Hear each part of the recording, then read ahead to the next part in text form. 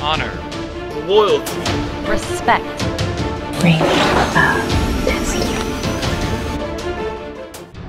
Hello everybody, this is Kismet back again with another tutorial, this time on exploring in Elite Dangerous.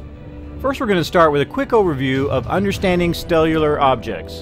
Then we're going to talk about the different types of planets, and then I'm going to go over my tips on getting out there and exploring. Now I've also went through and painstakingly figured out how far you need to be from planets and stars to scan them, and I'm going to tell you about that as well in this video. Also I'll throw in there that I may butcher some names or terms along the way, but I did discover some great stuff that's really going to help you. So let's dive right in. Understanding stellar objects. Now Elite Dangerous is based on the Morgan-Keenan MK system. These break up stars into different classifications. The main sequence stars, or the main classification, is OBAFGKM. Now that might not mean anything to you, and it didn't mean anything to me until I went in and researched it a bit. Really the important thing to know is how are they sorted? And they're sorted by temperature. And there is some other types of stars that we'll talk about as well. But here you can see the different sizes of the stars, and here I'll shrink them all down so that you can see them all relative to each other to an O star, which is a very, very large star. But do keep in mind that their sizes will vary a bit. It's also important to know that these are the ones that you can fuel scoop. Now the other star types are split up into brown dwarfs, Y, T, and L, and TT or TTS are Tatari type stars. Now other stellar objects you're out there looking for are S-type stars, C stars are also called carbon stars, white dwarfs, which are also classification DA, or a W star, which is Wolf-Rayet, a neutron star, which is a tiny star that still radiates heat, and they're very hard to see. So when you come into a system and you don't see a star, I would full stop. And then of course there's black holes and supermassive black holes.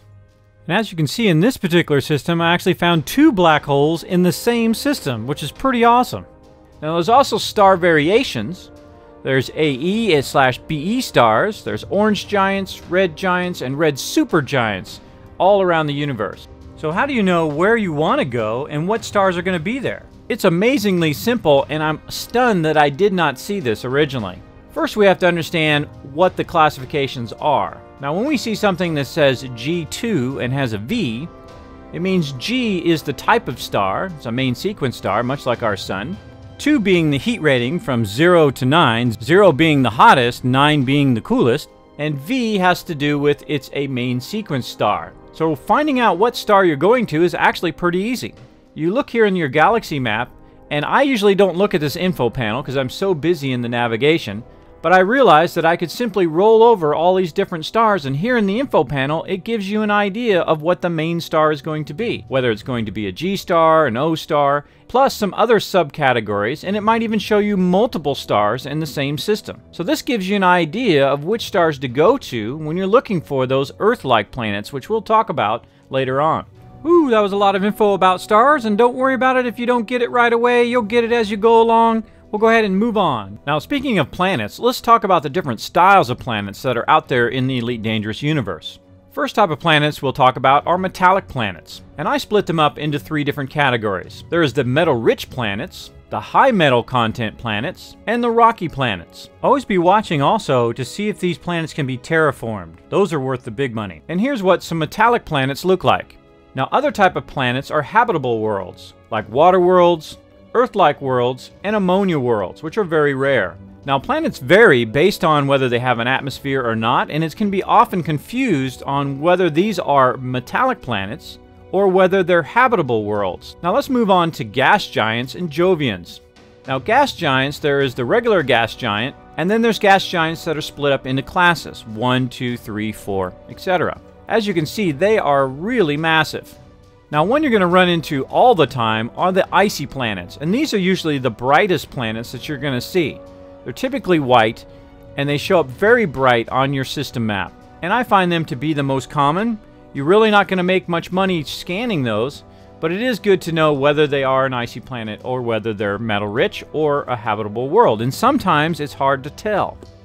Let's move on to tips on getting out there and exploring. First, you're going to need to know the 6-second rule. What are you talking about, Kismet? What's this 6-second rule thing? I used to look at the distance to my object and throttle down when I got about 150 or 100 to slow down. I eventually realized that this is actually not the thing to watch. Your actual seconds down below are the things to watch. This is because when you get to 6 seconds, you're at your optimal speed to auto cruise. Now here on the left-hand side where this blue range is where your auto throttle is. It's usually about halfway down, and if you have a HOTAS system, like I have an X52 Pro, there's a middle point in that thruster that'll help you find your sweet spot. You want to be watching your seconds there. If it dips down into 5, you may over-accelerate. Now, an easy way to fix over-accelerate is either to nose down and then nose back up, or nose up and nose back down.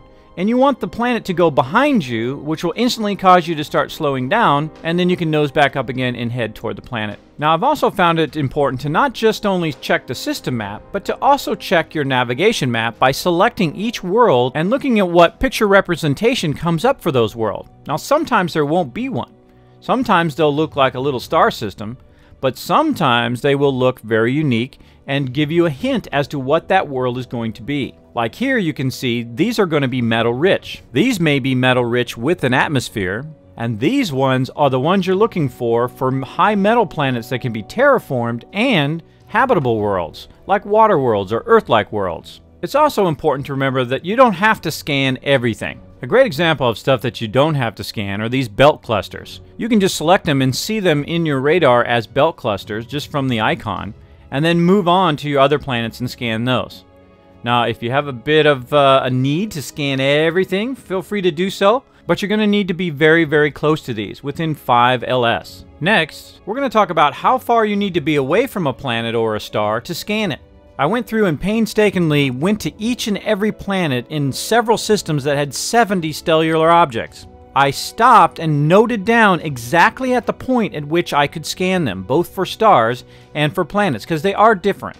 For stars, I noticed that the solar radius gives you a hint on how close you need to be to that star. After you use your advanced discovery scanner, it's going to tell you the size of all the stars and planets in the system. A great example is if your solar radius is about 7,000, that's about how far you need to be from the sun. It does vary based on the size of the star. The smaller stars, you're going to take only 100 or 200 LS off.